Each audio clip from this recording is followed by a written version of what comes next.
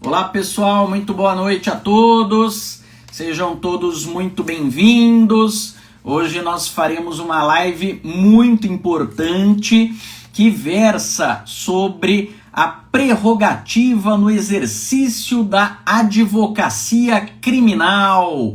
Uma live que vamos contar com o meu amigo Antônio Bellarmino Júnior, que é advogado criminalista e presidente da Associação Brasileira dos Advogados Criminalistas aqui do estado de São Paulo. Bellarmino, seja muito bem-vindo, meu amigo. Boa noite, Marcelo. Primeiramente, muito obrigado pelo convite para participar com você aqui desta live. É um tema muitíssimo importante, prerrogativa profissional do advogado. É aquele negócio, é um tema que desperta ardorosos debates, né, nas maiores esferas, tanto acadêmica, profissional, jurídica. E estamos hoje aqui para esse bate-papo entre amigos. Você é o nosso professor e estamos aqui para hoje bater um papo sobre prerrogativas profissionais, Marcelo. Imagina, eu que agradeço aí, doutor Bellarmino, tá numa correria danada aí por causa da advocacia, fez aí várias sustentações orais esta semana, mas conseguiu arrumar um tempinho aí para bater um papo gostoso aí com a gente. E importante, né, Bellarmino? Porque ser advogado criminal, eu costumo dizer para os meus alunos, que é você brigar contra a arbitrariedade do Estado. Então, nós temos aí, não é, advogados criminalistas, esta árdua missão de, muitas vezes, enfrentar essa arbitrariedade do Estado, e precisamos conhecer as nossas armas, não é? Vamos brigar de que forma, o que nos permite, até que ponto a lei nos autoriza ou não determinada conduta. E aí a importância de falar sobre essas prerrogativas do advogado.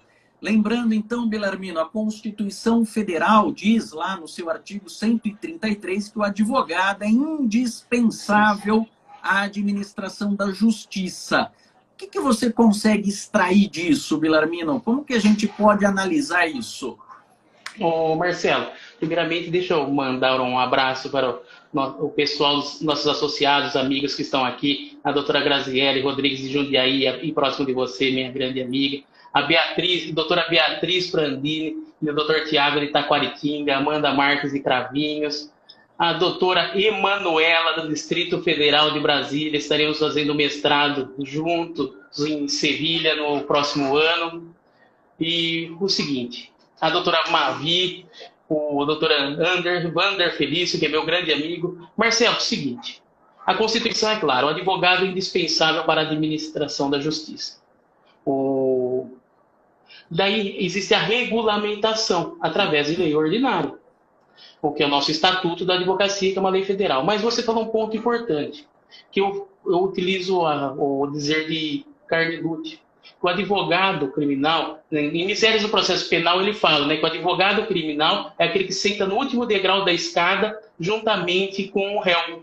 Então, nós, advogados criminalistas, estamos ali ao lado do réu, somos a última barreira contra todo o aparelho estatal. Contra todo o aparelho estatal que eu estou falando, não estou falando que estamos lutando contra aquilo ou contra a aplicação justa da lei, mas estamos lutando para uma aplicação efetiva da legislação penal. Por quê? A pessoa não é, o advogado ele não tem a função somente de pedir ou requerer a absolvição de um cliente, mas a aplicação justa da lei. Muitas vezes o cliente vai falar, eu sou o culpado, mas nós temos que estar ali para não ter uma exacerbação de uma pena e ter garantido o seu devido processo legal. Então, partindo desse prisma constitucional, o Estatuto, a Lei 8.906/94, ela traz que, primeiramente, no seu artigo 6º, que inexiste subordinação. É uma tríade do judiciário.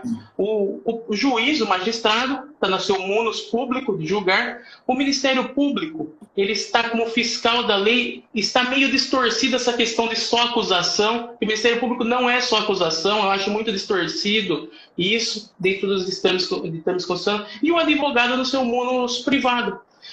Uma vez eu estava fazendo uma sustentação oral pela Abracrim, o Marcelo, em defesa de um associado, amigo nosso, inclusive, e foi aplicado a ele uma multa por litigância de má-fé, sendo que não, se for aplicar uma multa de litigância de má-fé, tem que ser ao réu, não ao advogado, porque entre o advogado e o réu tem uma procuração.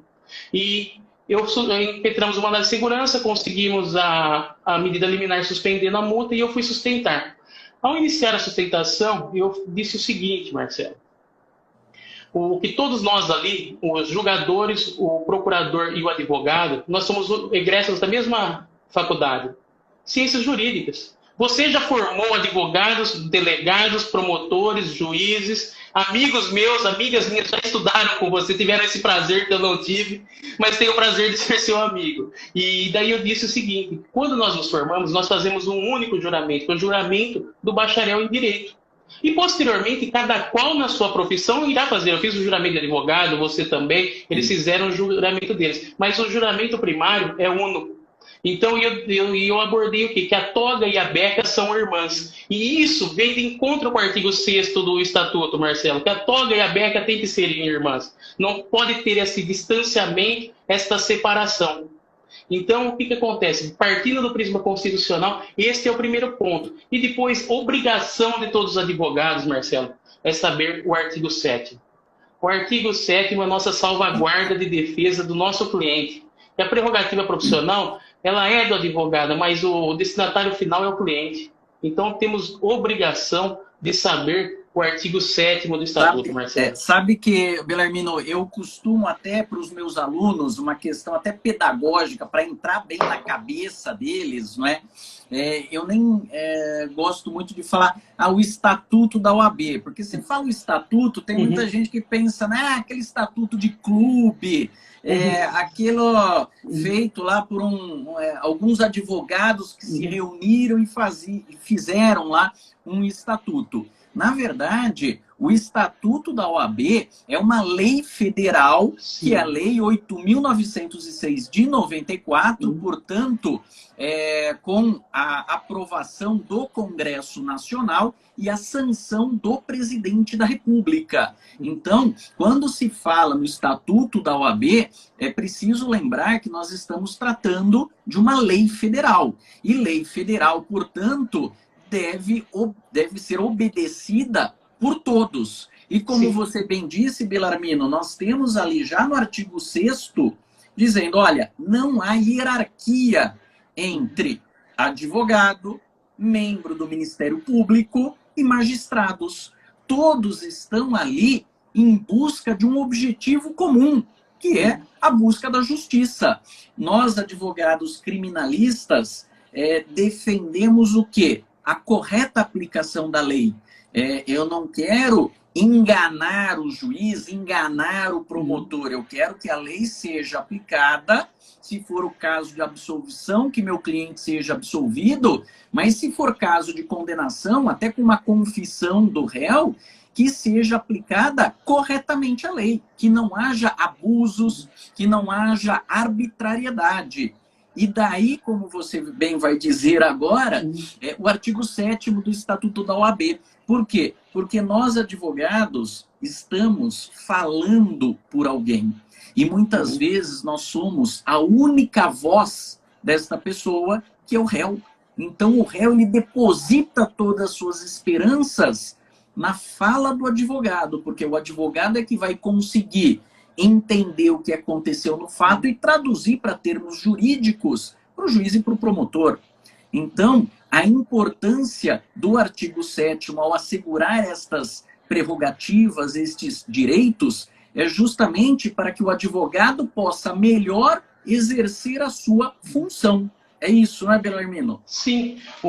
Marcelo, eu queria mandar um abraço para a doutora Adriana Durso, que adentrou em nossa live, nossa conselheira da nossa gestão da Abracrim, que eu estou de presidente desde dezembro. Ela é conselheira, uma magnífica advogada, professora, doutoranda, escritora. Queria mandar um grande abraço a ela e a toda a família. E o doutor Luiz Bilani, o Luiz Bilani, ele é tributarista, é o maior tributarista de Escalvado, só tem ele lá.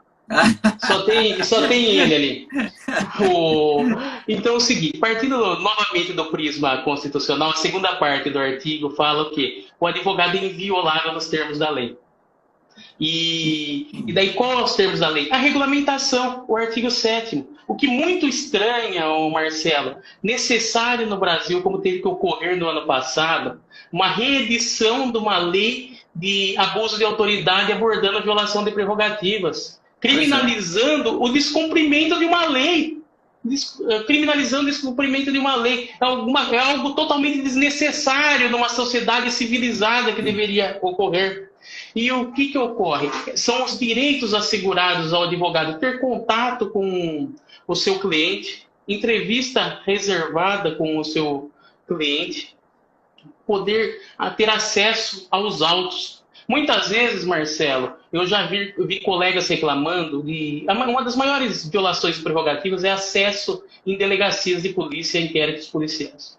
Muitas vezes eu vi colegas reclamando que não tiveram acesso, que foi dito que não tinha procuração. Em caso de urgência, mesmo se tratando de caso sigiloso, acho que, se não me engano, o artigo 5º do Estatuto prevê que você tem 5 dias renovável por mais 5 para apresentar a procuração. Você somente tem que justificar para ter acesso aos autos. E hoje, devido à nova lei de abuso de autoridade, que ela instituiu o crime de violação de prerrogativa do advogado,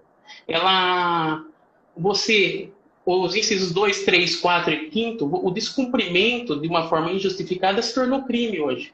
E voltando àquilo, no meu ponto de vista, como advogado, como defensor do Estado Democrático de Direito, seria algo totalmente desnecessário. Mas no Brasil, devido ao vilipêndio da legislação, vilipêndio das prerrogativas profissionais, foi necessário instituir isso. Exato. Coisa que já estava prevista em lei, não é? Portanto, como o advogado precisa atuar, trabalhar e busca o mesmo objetivo que o juiz e que o membro do Ministério Público, não deveria haver essas violações, né? No entanto, o legislador precisou tipificar lá no artigo 7º-B algumas condutas como crime, não é? Justamente tamanho desse respeito. E vou mais, Belarmino.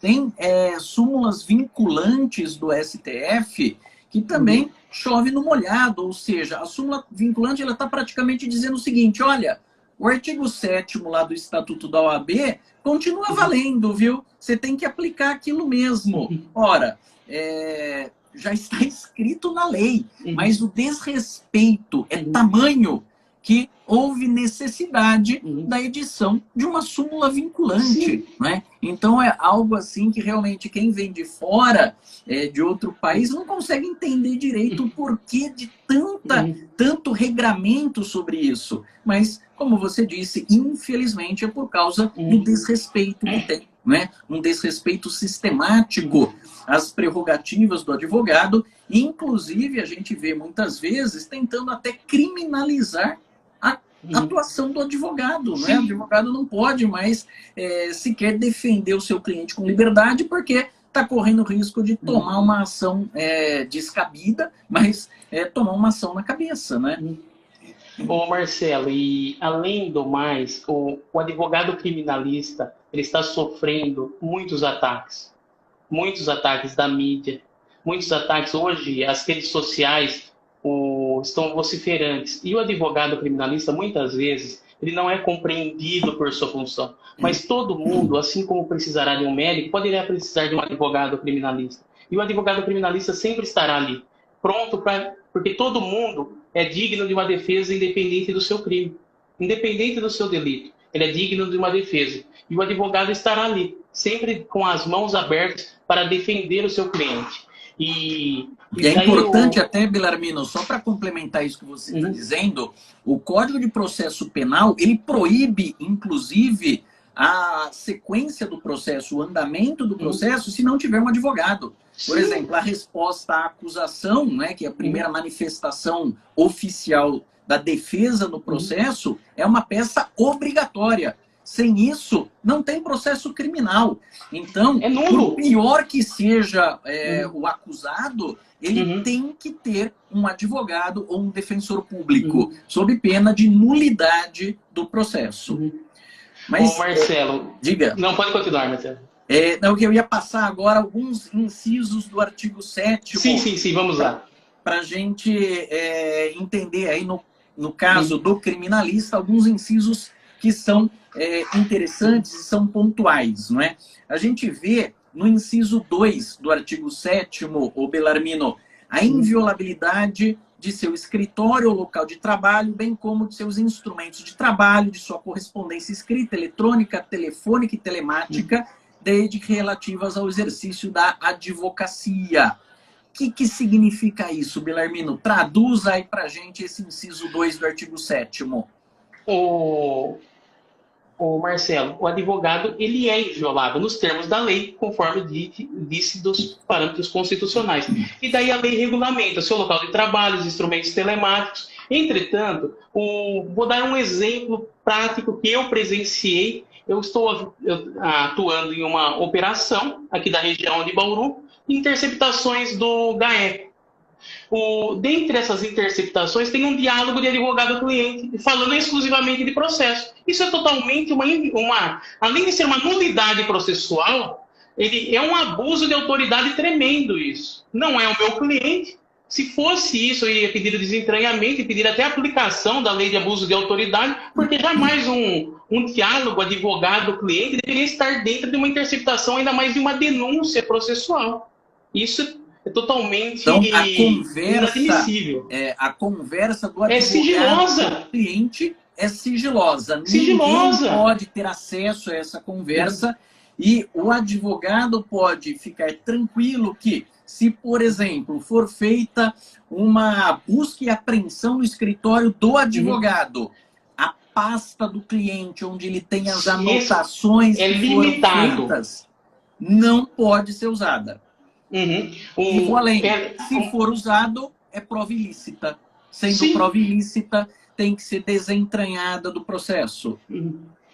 Esse é um tema muito delicado. Primeiramente, decretar uma mandado de busca e apreensão no escritório de advocacia tem que ser muito fundamentado, muito detalhado e ser aquele fato que o advogado deixa de ser advogado e se contaminou com a parte. Porque advogado é advogado, parte é parte. Não pode ter essa mistura. Então, é quando ocorre essa mescla. Mas tem inúmeros casos que busca e apreensão desacompanhado de representante da OAB. E isso é previsto em lei, tanto o mandado de prisão contra um advogado e tanto um mandado de busca e apreensão no seu escritório devido à sua inviolabilidade profissional, porque você não tem só aquele cliente, você não tem só o arquivo com aquela pessoa. E ali tem as anotações e estratégias de defesa ali. Isso não pode jamais fazer parte de feito processual, de investigação processual. Isso diz respeito somente ao advogado e ao cliente. Então, por isso se faz necessária a presença do representante da OAB e, quando inexistente, isso gera nulidade processual. Isso já é pacificado perante o STJ. Outro ponto, a interceptação telefônica de advogado. Inclusive, a própria OAB, devido a avalanche de interceptação, a baseada, ela editou até uma súmula administrativa que se torna nula a interceptação de conversa advogado-cliente via telefone. Então, o advogado é inviolável, mas para se manter essa inviolabilidade, é aquilo que eu falo, Marcelo, somos advogados, seguimos uma lei federal, que você fala, temos nosso estatuto, mas é uma lei federal, e não somos parte, temos que fazer uma defesa técnica. Não podemos sair da defesa técnica para não ter um desgosto, um incidente do destino, vamos dizer assim. Então, em poucas palavras, o advogado é inviolável, o seu escritório é inviolável. Hoje, nessa questão de home office, Marcelo, a casa já é asilo inviolável. E você trabalhando da sua casa, ela é mais inviolável ainda, porque ela se tornou seu escritório de advocacia também. Temos que observar esse parâmetro também. Sem dúvida. Neste novo normal, que muitos colegas estão... Eu trabalhei durante meses nesta pandemia em casa, sou grupo de risco. Você é atleta, ou tem histórico de atleta, né, Marcelo? Eu sou grupo de risco. Histórico de atleta não ajuda muito, viu? Histórico de atleta. Então, o que acontece? Tem que tomar esse cuidado, que a minha casa já é asilo inviolável pela Constituição e o advogado trabalhando, exercendo o home office em casa, ela está duplamente protegida. Então, Marcelo, são pontos necessários de observação em face da inviolabilidade do advogado. Tá. Ô, Belarmino, e a questão da conversa do advogado com o cliente? O cliente está preso. O advogado pode chegar lá na cadeia ou na penitenciária e a qualquer horário para conversar com o preso, ou ele precisa sempre agendar um horário, precisa esperar o diretor do estabelecimento verificar na agenda quando é possível essa conversa? Ô Marcelo, aqui só um adendo, tem um aluno seu te mandando um abraço aqui. Marcelo, seu xará Marcelo Martins Escobar, eu já vou aproveitar esse gancho e mandar um abraço para o Dr. Ricardo Dantas de Aracaju, que está aqui, a Rose, nossa associada da Abracrim, a doutora Lohane Fernandes, de Presidente Prudente, a doutora Ana Francisca Gomes, de Jundiaí, o doutor Roberto Darros, também de Jundiaí, dois exímios advogados dessa cidade, aí da sua região também. Marcelo, é o seguinte, no início da pandemia, existiam muitas reclamações nas prerrogativas da associação, da qual eu presido, você faz parte, e através dos colegas, nós tomamos conhecimento disso também. Mas o advogado, ele é permitido falar com o seu cliente, tem que ter um bom senso também. Não adianta chegar meia-noite no presídio e querer conversar com o cliente, claro. Pode até ser permitido, mas existe uma questão de escolta, de abertura de cela, uma programação. Mas não é necessário agendamento advogado em unidade prisional. Ele tem que ser facultado este atendimento ao cliente, porque muitas vezes é um caso de urgência. É um caso de urgência. Tem inclusive um caso de Itapecerica da Serra, de um associado nosso, que ele, no início da pandemia, ele compareceu em uma unidade prisional, em um CDP, e solicitou para atender o cliente e não foi permitido. E outros advogados que estavam lá foi permitido. Ele filmou isso, e fez uma representação. Na Comissão de Prerrogativas, com o Marco Aurélio, analisou o caso e hoje este advogado ele apresentou uma queixa-crime em face do diretor da unidade prisional. Por quê?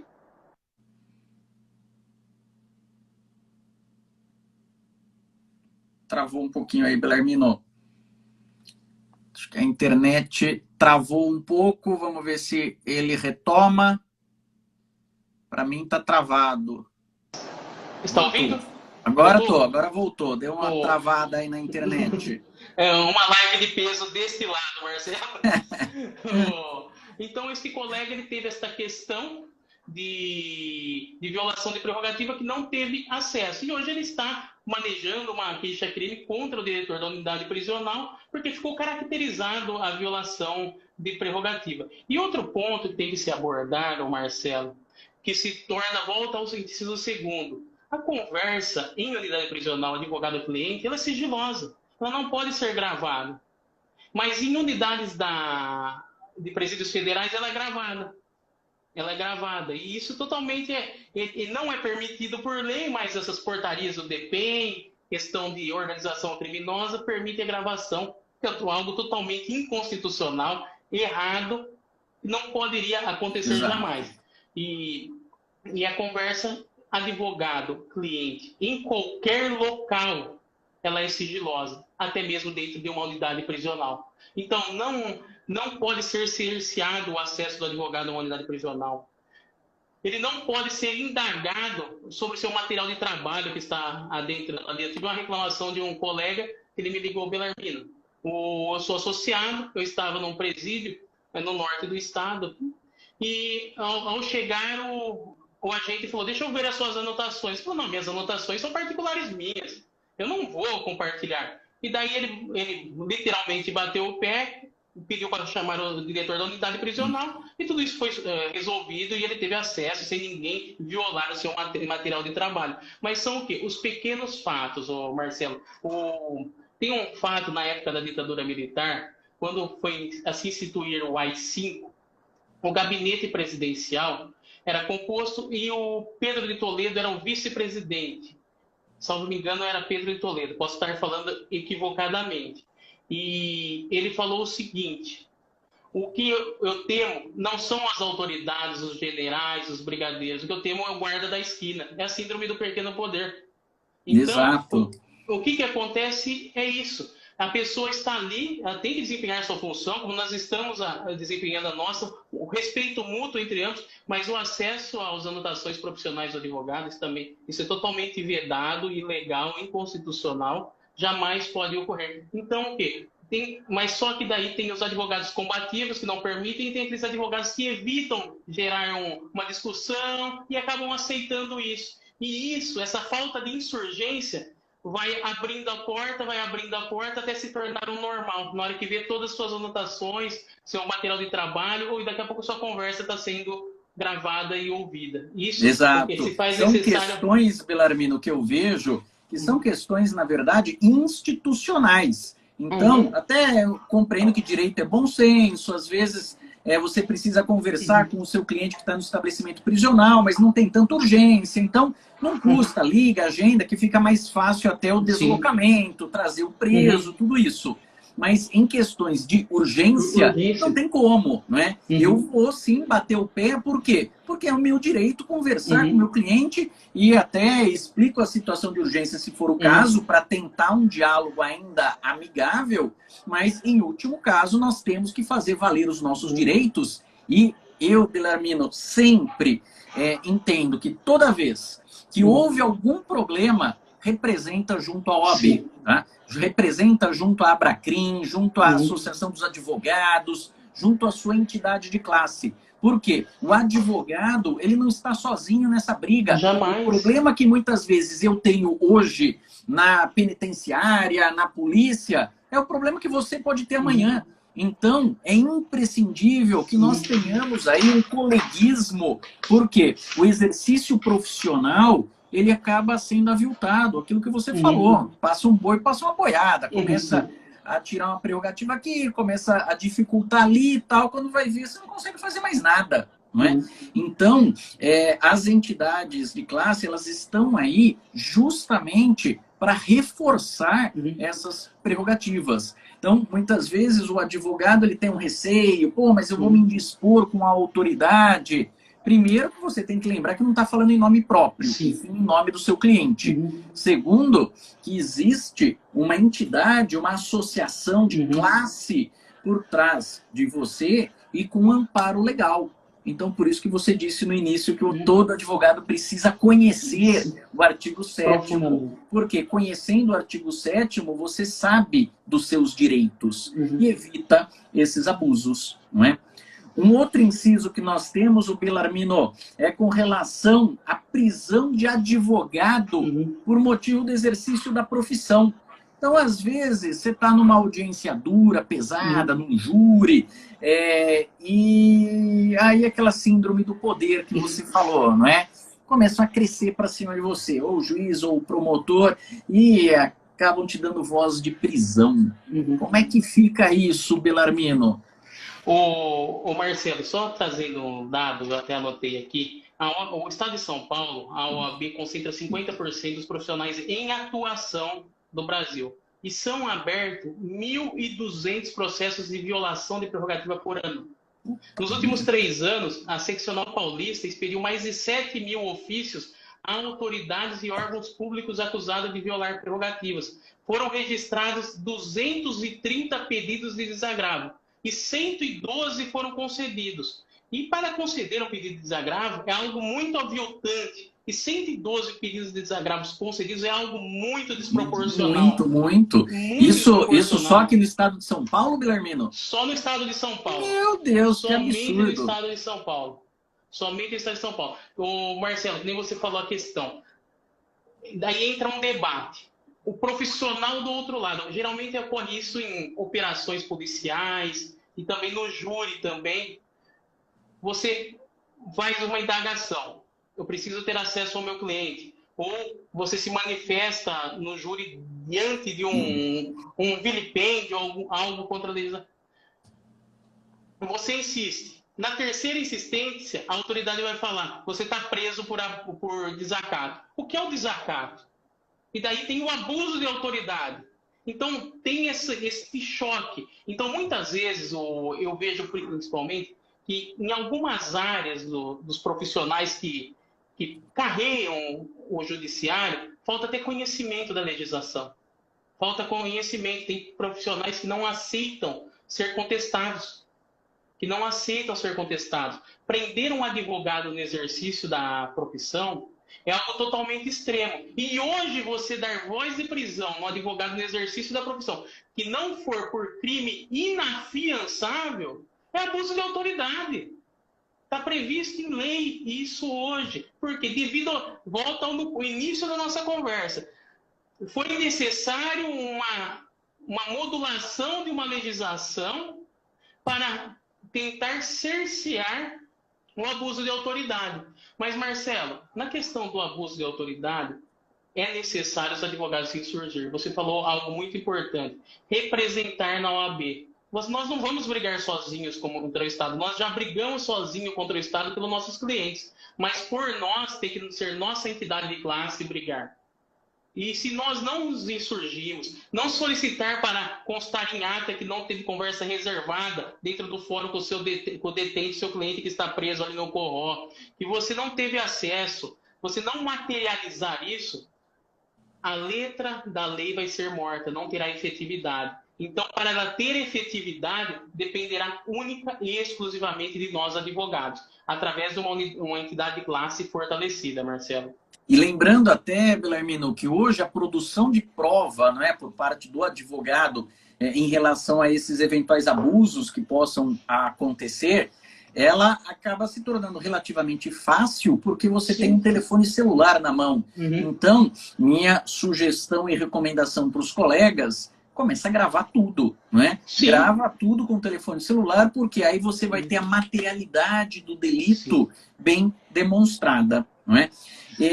Ainda com relação aí a esse caso do advogado, vamos imaginar aí que eventualmente ele seja preso. Para o advogado ser preso, sempre se faz necessário o acompanhamento de um representante da ordem, sob pena de nulidade. Né? Então, é necessário. E aí o advogado fica preso aonde, Belarmino? Pode jogar ele na cela lá? Jamais. O Marcelo, é o seguinte, o advogado, se caso ele for preso no exercício da sua função, ele tem que ser em instalações condignas com a sua profissão e sala de Estado Maior.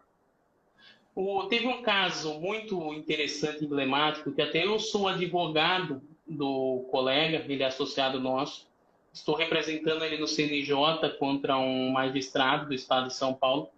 Ele foi preso por sua atuação profissional, foi decretada a prisão dele em um processo, ele tinha um processo contra um magistrado, em um processo de calúnia.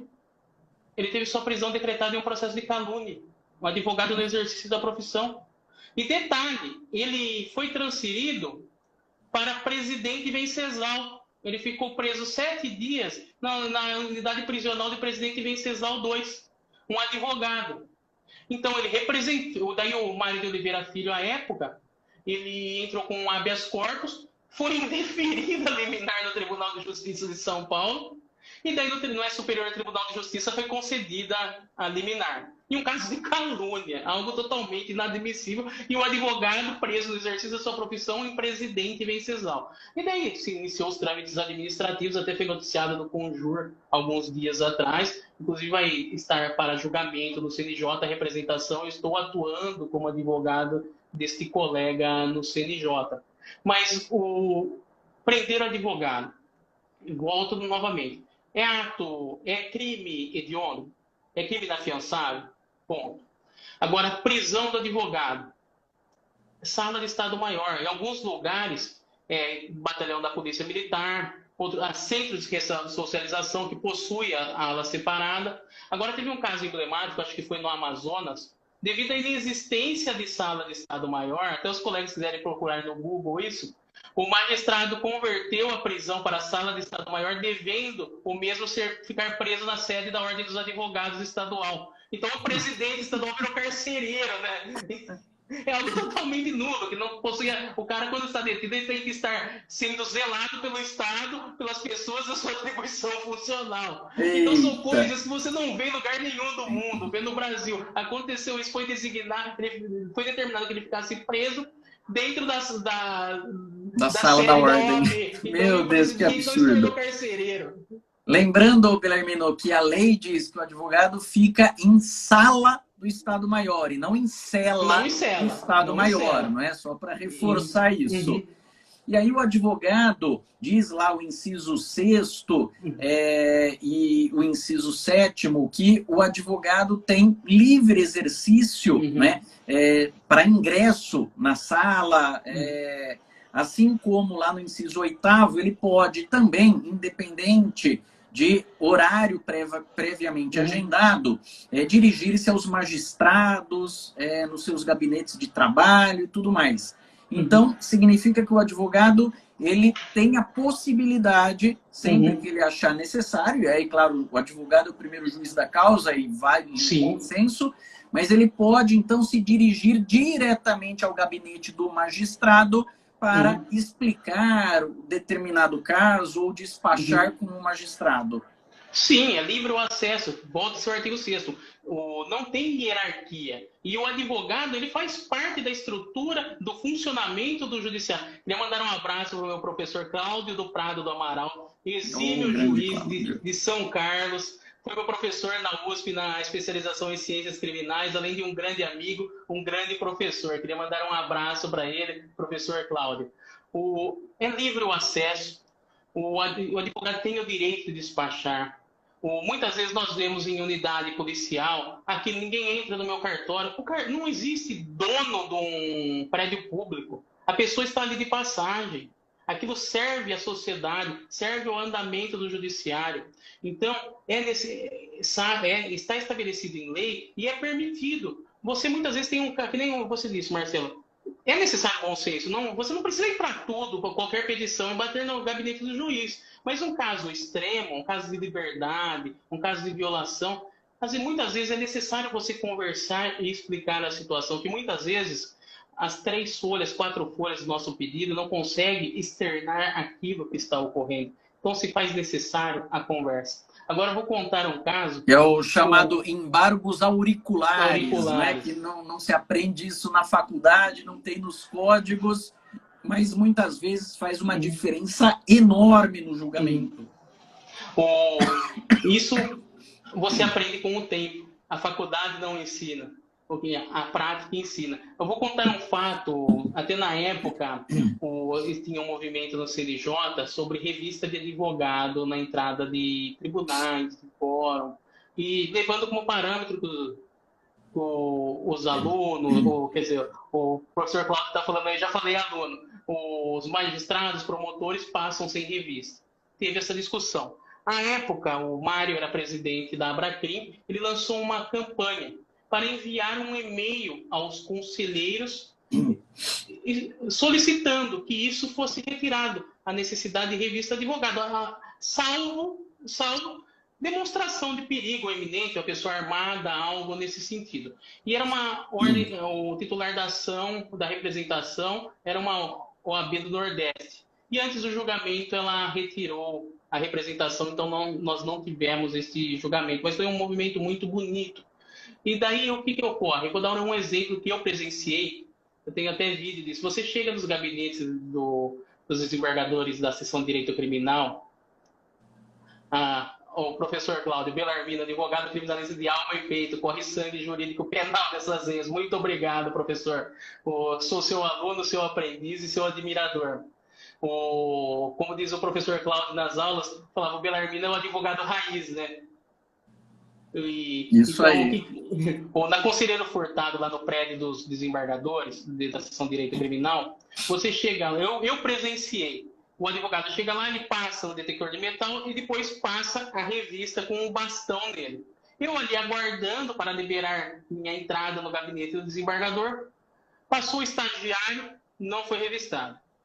Passou a faxineira, não foi revistado. E o ápice foi o atendente, o entregador do iFood com a caixa nas costas de entrega, passou e não foi revistado. Então, foi a única periculosidade desse prédio do judiciário de atentado é o advogado. Porque eu presenciei todos passando ali, até o atendente do iFood passou sem revista. Então, só foi dispensado esse tratamento ao advogado. São coisas que são necessária uma análise diferenciada disso.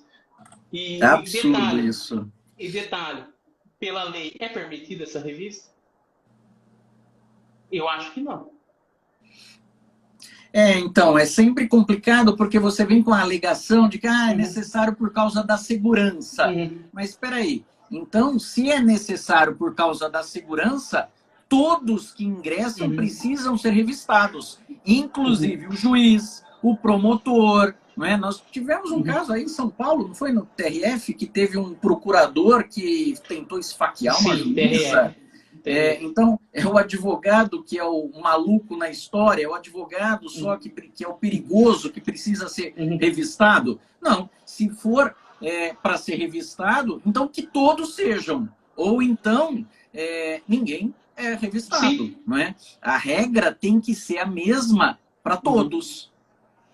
Sim, como diz o interior, o pau que bate em Chico tem que correr em Francisco também, né? Exatamente, exatamente. Ou é para um, ou é para nenhum. Exato, não tem sentido.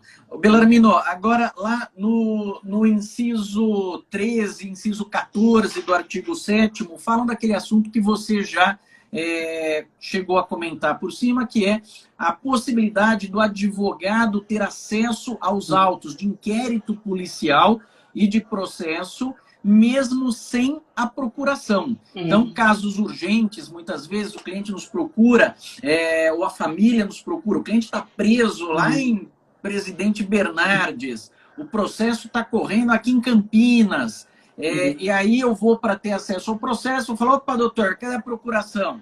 Ou na Polícia Federal, né? Opa, cadê a procuração? Eu falo, mas espera lá, está em segredo de justiça? Não, não está. Mas então eu posso ter acesso a esses autos?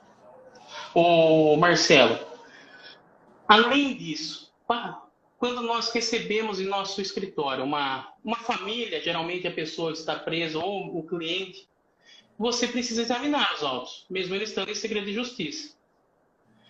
E para você ter acesso, você precisa hoje digital de uma senha, caso ele não esteja aberto. E é necessário juntar uma procuração aos autos? É necessário? Até eu instruo os colegas, hoje com o processo digital, mande um e-mail solicitando uma senha, formalize ao cartório. Isso, tem aquela senha provisória, né, que eu mesmo já me vali disso várias vezes. Porque o cliente nos procura, Bellarmino, você sabe bem disso, ele nos procura com uma história, contando uma parte da história que lhe interessa. E aí ele quer saber, doutor, quanto que são os honorários? Opa, peraí, mas eu preciso primeiro ver, analisar o processo direito. Não, mas é isso, doutor, é isso que eu falei, aí é tranquilo, não tem prova nenhuma, tal, não é? E daí, o advogado inexperiente, muitas vezes, ele acaba passando o preço para o cliente e aí vai ver lá o processo, tem 20 volumes de interceptação telefônica, não é? O que não faz muito sentido. Então, o cliente falou, não tem nada contra mim. Aí você vai ver, opa, peraí, não é bem assim. Então, hoje, nos processos eletrônicos, você pode se valer daquela senha provisória que o cartório fornece, né? Tem validade lá por 24 horas, você acessa, analisa tudo.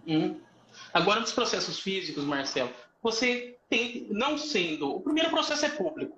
Não sendo caso de segredo de justiça, você tem acesso imediato. Caso seja segredo de justiça, você pode se valer, e não tenha procuração, você tem que se valer do Estatuto da OAB. Ele permite, no artigo 5º, se não me engano, casos de urgência, você somente tem que justificar, tem que ser franqueado este acesso ao advogado. Além de estar previsto em lei, é necessário para o devido processo legal isso.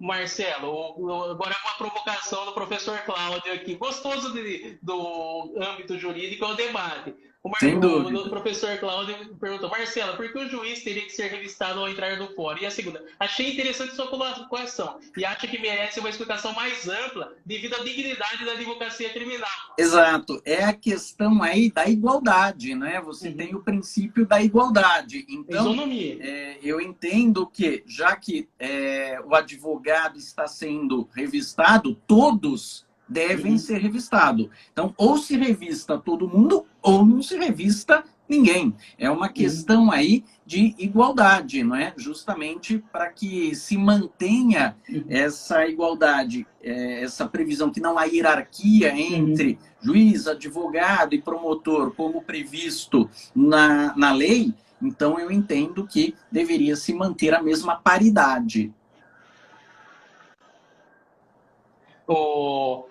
Então, daí o professor Cláudio, então, como eu disse, gostaria de uma.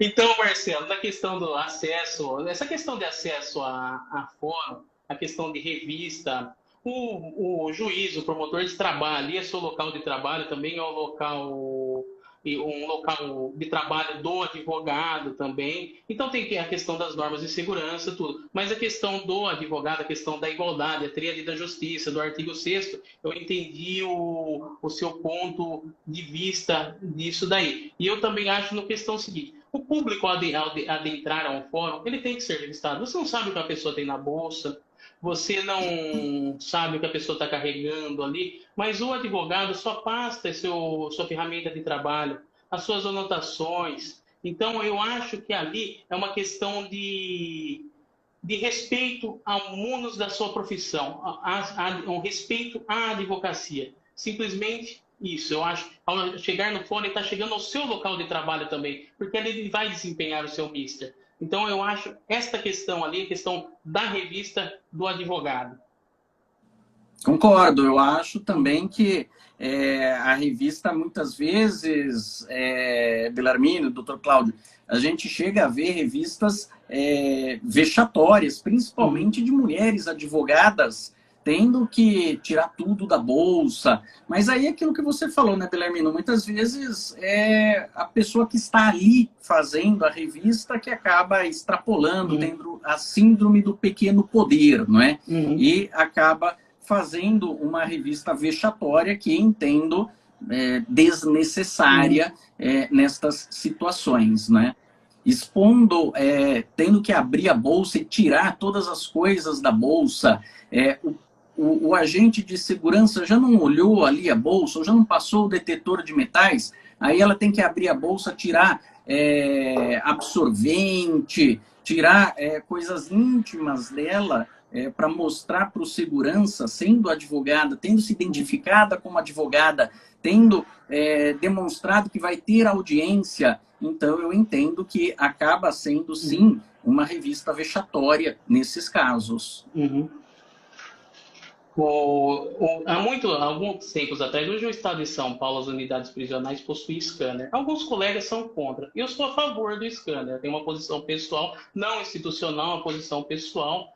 Eu acho bem melhor também o scanner. Eu já presenciei, eu já tive uma situação desagradável que eu presenciei uma colega advogada. Eu estava na penitenciária de Iaras. Eu passei na revista, ela passou, tocava. Ela foi necessário ela ser acompanhada por uma agente prisional e retirar o seu sutiã devido à alça de metal. E daí colocou ele embrulhado em um papel na cesta e passou no detector de metal. Achei alguma coisa totalmente pesada pelo exercício da profissão e achei muito pesado, mas hoje com os scanners isso foi muito superado, eu acho excelente. Muitas pessoas não gostam, falam por questão de radioatividade e tudo, mas a pessoa não frequenta uma unidade prisional todo dia, que eu sempre falo, o advogado vai prestar atendimento jurídico, quem faz visita é parente. Então, e hoje, devido a essa evolução, a pandemia trouxe muitas coisas boas também. Hoje você realiza atendimento parlatório virtual. Aqui no escritório você realiza o atendimento via parlatório virtual, deixando de pegar a estrada, andar 200 km para fazer um atendimento de 15 minutos. Então, achei isso muito interessante também. Exato. Eu também achei aí bem melhor essa questão do scanner, né? Agora, uma outra questão bem interessante e atual também, refere-se aos direitos da advogada, da advogada mulher, que foram inseridos lá no Estatuto da OAB com o artigo 7º-A, não é? E aí traz a questão da gestante. Por exemplo, a entrada em tribunais sem ser submetida a detetores de metais e aparelhos de raio-x. Então, aí já temos um problema também, não é? Porque, e aproveitando aí, não é, a fala do Dr. Cláudio, claro, não só trabalhamos juntos, como buscamos o mesmo objetivo, né?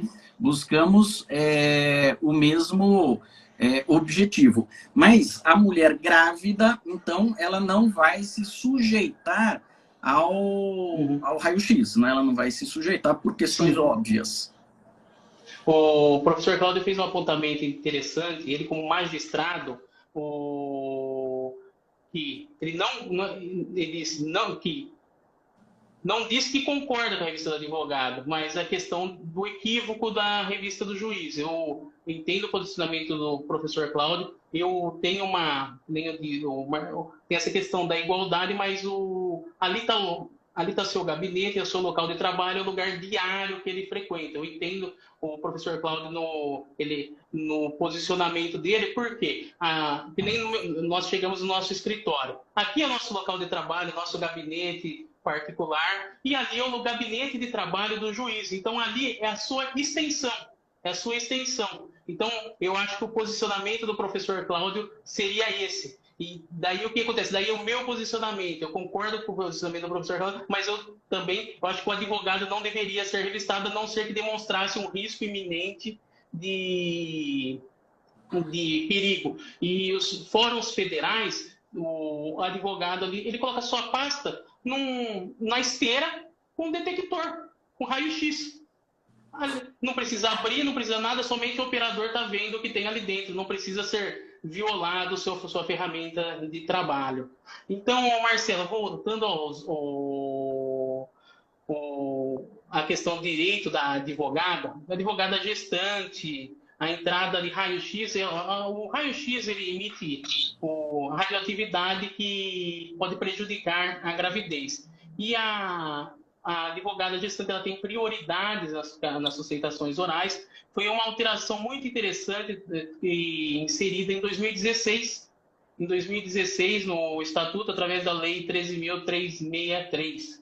E, inclusive, tem um ponto importante que é devido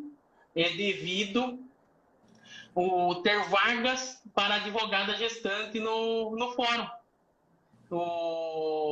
Ter advogada gestante no fórum. Então, são direitos que foram esculpidos. E o interessante dos direitos, até é a evolução dos tempos. A evolução vai se adequando com os momentos. Isso foi uma grande vitória a advogada mulher. Teria que ter sempre a igualdade é necessária, mas isso foi uma grande vitória que veio em 2016 e trouxe a suspensão, inclusive, de prazos processuais à advogada gestante, comprovada a sua condição. Isso. Então, nós temos aí a situação da vaga, né, nos fóruns, em tribunais, para a gestante. Também, uma questão curiosa aí que a lei traz é o acesso à creche, quando houver, não é, para lactante, adotante ou aquela que der à luz. E também para gestante, lactante, adotante ou que der à luz, a preferência na ordem das sustentações orais e das audiências. Sim. Nós sabemos que, muitas vezes, a gente se inscreve lá na sustentação oral e fica, quando ia presencialmente no tribunal, ficava-se, às vezes, a tarde inteira lá, né? Ia fazer a sua sustentação 6 horas da tarde. Hoje, sendo virtual, fica até um pouco mais confortável, né? De você estar em casa ou no escritório, psicologicamente acaba dando até um ânimo melhor, não é, para isso. Mas uma questão curiosa que a lei traz é justamente a preferência, não é? A preferência na ordem aí das sustentações orais. Mas aí sempre comprovando esta situação e peticionando com antecedência, né? Sim, daí eu vou dar um exemplo. Eu tenho escritório na cidade de Barra Bonita e cidade de Bauru, interior do estado de São Paulo. Sexta-feira, eu realizei uma sustentação oral no TRE. E segunda-feira, realizei 2 sustentações orais no TRE. E realizei 2 sustentações orais, uma na segunda pela manhã e outra hoje no Tribunal de Justiça. Foram 6 sustentações orais em 3 dias. Se fosse fisicamente isso, eu teria ficado desde o final de semana todo em São Paulo e teria perdido todos os dias. Sendo que hoje pela manhã, a sustentação oral, a Câmara começou pontualmente às 10 horas, era 10h20, eu fui a primeira sustentação oral, eu já tinha terminado. Do contrário, eu teria que pegar mais 3 horas de estrada para retornar ao meu domicílio. O professor Cláudio falou uma questão importante, tem a ver com respeito humano. E disse sobre as decisões dele. E eu vou fazer um ponto. O professor Cláudio é um grande defensor da execução penal, principalmente a questão da dignidade do ser humano. É um grande pesquisador, ele foi inclusive o primeiro juiz do RDDD em São Paulo. Ele foi o primeiro juiz da RDDD e um grande pesquisador da execução penal. Já tive o prazer de debater muito, aliás, aprender muito com ele sobre isso. E um dos grandes temas dele sempre foi a valorização do ser humano. Então, a questão, voltando à advogada, mulher, são os direitos assegurados desde 2016 e, como você disse, não é porque ela tá grávida, tudo, mas quem vai saber? Tem que ser requerido. Às vezes a advogada, ela está passando por algum fato, algum momento na sua gravidez, e ela possui direitos, ela está resguardada e muitas vezes não sabe pela falta de conhecimento desse artigo, que é uma indenização nova, tem 4 anos, previsto desde 2016 no nosso estatuto. Uma última questão, aí nosso tempo está acabando, Belarmino. Também tem a questão da suspensão dos prazos, né, para a advogada que ou adotou a criança ou deu à luz. Sim. Teve um caso interessante da Abracrim do Paraná.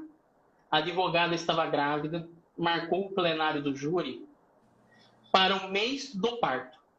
Ela peticionou, pediu a redesignação por 40 dias. A decisão do magistrado, acho que Londrina, salvo me engano, foi que a advogada deveria renunciar e ser constituído outro advogado. A associação impetrou um mandado de segurança e isso foi anulado, foi redesignado o plenário, foi algo totalmente violador, inóspito, tudo. Então, a advogada tem direito à suspensão do prazo quando ela está grávida. Tem uma série do Netflix que está passando aquele O Sete de Chicago, não sei se você já assistiu, se os nossos ouvintes aí assistiram. Recomendo a todos. Recomendo a todos. Mas dando um pequeno spoiler, não é? Você tem bem nítida essa situação, não é? Quando o juiz fala lá pro réu, né, que faz parte do Panteras Negras, fala, mas você tem um advogado aí do seu lado. Ele falou, não, mas esse não é meu advogado fez cirurgia, ele não pôde estar aqui, peticionou pedindo isso, né? E o outro advogado fala, não, eu sou advogado dos outros réus, não dele. E o juiz lá nesse filme... Atropelando, né, os direitos fundamentais. Exatamente. Não se importa com isso. Fala, é advogado mesmo, advogado tá tudo aí junto, então não precisaria aí daquele advogado específico. Mesmo a situação aqui da mulher grávida, não é? Que deu à luz ou que adotou uma criança. Ora, a relação cliente-advogado, ela é baseada na confiança. Se a relação cliente-advogado é baseada na confiança, portanto, o réu ele tem o direito de escolher aquele advogado que melhor lhe aprover, aquele advogado que ele quiser. E se o advogado está passando ou por uma cirurgia, como foi o caso lá, não é? Do filme, ou se ela acabou de dar à luz ou adotou uma criança, a mesma situação, não é? Sim. Até aqui, ó, uma dica do professor Cláudio, a proteção não só à mulher, mas ao nascituro. que ele deve ser protegido pelo ECA também. E também já aproveitar que tem a obra Curso de Direito à Infância e Adolescência, uma obra mais de 700 páginas da editora USP, e muito acessível e muito barato, uma obra necessária em todos os escritórios de advocacia. E o nosso colega Michael está falando a mesma coisa para a ADIOC. Eu sou totalmente contra advogado ADIOC. Às vezes é necessário, porque um caso extremo ali, mas o advogado não compareceu, eu já vi casos de reclamação, quando eu fui presidente de comissão de prerrogativas, ele justificou o não comparecimento por atestado médico, e devido à escolta, já estavam os detentos ali, ele foi, em tese, destituído e foi nomeado um advogado ad hoc para aquele ato, que é a audiência, instrução e julgamento, que é o ato mais importante do processo penal. Isso, no meu ponto de vista, eu acho totalmente errado. Por quê? Quem tem a estratégia de defesa é um advogado que está atuando todo o tempo ali. Então, nomear um advogado ad hoc vai prejudicar o devido processo legal, vai prejudicar principalmente o réu que está sendo assistido ali. No tocante ao bom senso, tem esse sincronismo que tem que ter entre a advocacia, a magistratura e o Ministério Público. Um caso que aconteceu comigo, eu estou advogando em um processo de júri na comarca de Escalvado, e foi agendado, saiu ontem a publicação, o júri agendado de 14 de janeiro. De 14 de janeiro eu não estou aqui, eu estarei dando continuidade no mestrado na Espanha, em Sevilha. Eu peticionei hoje pela manhã, apresentando a matrícula e a grade da faculdade e as passagens aéreas. Pela manhã, à tarde, o magistrado decidiu redesignando para dezembro, devido à minha impossibilidade de estar presente em janeiro, de forma inadiável. Por quê? Por que isso? Porque eu estou atuando naquele processo, eu tenho conhecimento das teses, então foi um ato totalmente interessante. Exato. Muito bem, é isso mesmo. E bem diz aí o doutor Cláudio, né? Se não tem perigo de perda da prova ou a prescrição, claro. E não era o caso. Não pode, né? Vai prescrever o mês que vem. Era questão hoje não, vou pedir os detentos o foram adiamento. transportados até aqui, vamos fazer audiência. Não tinha questão de prescrição, não tinha questão de prova, de nada. Exato, é aquilo que eu disse, direito é bom senso, não é? Então, precisamos aí todos agir com esse bom senso justamente para buscar a justiça. Belarmino, nosso tempo infelizmente está acabando, passou aí voando essa hora, mas nós conseguimos fazer uma panorâmica sobre praticamente todos os incisos do artigo 7º da Lei Federal 8.906 de 94, que é o Estatuto da OAB, e acho que abarcamos aí as principais questões envolvendo as prerrogativas do advogado no exercício da sua função, não é? No caso aí do advogado criminalista.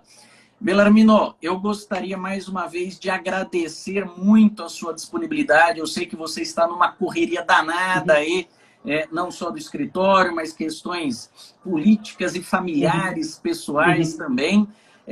Desejo aí boa sorte para vocês nesta empreitada e mais uma vez aí agradeço e peço a sua autorização para disponibilizar essa nossa live aqui no IGTV do Instagram e lá no meu canal do YouTube também. Sim. Maravilha. Marcelo, muito obrigado pelo convite de participar desse bate-papo aqui com você sobre um tema muito importante, prerrogativa profissional do advogado. É um tema excelente. Eu disse, e o doutor Cláudio também disse aí, o advogado é aquele que senta no último degrau da escada. Isso o Carnelucci já disse. E então, nós estamos ali quando até a família abandona. Somos o último bastião de defesa do ser humano. Então, eu falo aos colegas advogados, estudantes, amigos, se você é advogado, seja advogado, defenda o seu cliente, defenda uma aplicação justa da lei, defende o devido processo legal, atue com destemor e com respeito aos demais. Queria mandar um abraço a todos os colegas que estão aqui, a doutora Amanda, a doutora Ana, o professor Cláudio, muito obrigado pela participação. E gostaria de fazer um convite, você é professor, nós estamos, o Rodrigo, membro da Abracrim, nosso colega, está como coordenador de uma pós-graduação sobre prática da advocacia. voltada para quem quer advogar, aí pela Escola Superior de Direito de Campinas. Então, gostaria de convidar quem tiver a oportunidade, ou a curiosidade, ou a vontade, e também o professor Cláudio irá abrir a segunda turma de Ciências Criminais na USP, em breve aí. Quem tiver interesse da prática de advocacia criminal, o professor Marcelo também é professor de pós-graduação, professor de graduação, inclusive uma colega de USP, ela foi aluna sua na PUC, a doutora Natália Cruz, foi a amiga nossa, e gostaria de dar um grande abraço a todos, e novamente, muito obrigado pelo convite, Marcelo, você é um grande amigo, um grande professor, e muito obrigado, um grande abraço a todos. Eu que agradeço, Belarmino, agradeço a todos os internautas que nos acompanharam, e o nosso objetivo aqui do Direito Penal em Debate é justamente esse, é trazer o debate para que nós possamos evoluir, aprender e crescer, não é? Nós estamos sempre aprendendo. Então, é isso que nós temos aí como objetivo ao trazer sempre um colega para debater. Não necessariamente precisamos concordar com ele, sim, mas esses argumentos que são trazidos nos fazem pensar, nos fazem trazer novos argumentos até para defender a sua tese, e assim nós evoluímos como seres humanos, não é? E como criminalistas. Sim. Isso que é gostoso, isso que é muito importante. Esse debate sempre é muito apaixonante, ainda mais quando versa sobre esses assuntos criminais, que é com que nós lidamos no dia a dia. Belarmino, muito obrigado mais uma vez pela sua atenção. Agradeço, Marcelo. Agradeço aí a todos que nos acompanharam, e quem não pôde acompanhar, o vídeo ficará disponível então aqui no IGTV do próprio Instagram e lá no meu canal do YouTube também. Obrigado, pessoal. Um abraço. Um grande abraço a todos. Muito obrigado. Tchau, tchau.